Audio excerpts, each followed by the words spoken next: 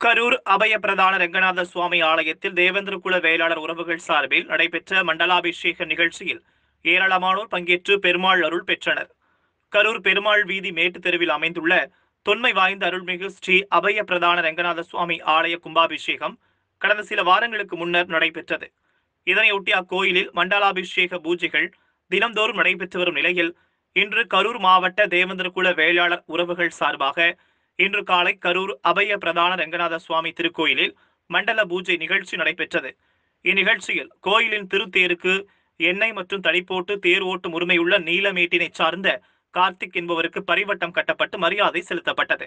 கரூர் மாவட்ட தேவேந்திரகுல வேளாளர் உறவுகள் மாவட்ட தலைவர் மல்லர் சுவாமிநாதன், மாவட்ட செயலாளர் கனகராஜ், பொருளாளர் ரஞ்சித்குமார், மாவட்ட துணை செயலர் காமராஜ், ஒருங்கிணைப்பாளர்கள் ஜெயகோபால், ஜெயபால், செல்வேந்திரன், வெங்கடேஷ், திருமுருகன், சுரேஷ், செல்வகுமார், மருத்துவர் மணிகண்டன், மகேந்திரன், திராவிட செல்வன், பாண்டியன் உள்ளிட்ட ஏராளமானோர் கலந்து கொண்டனர்.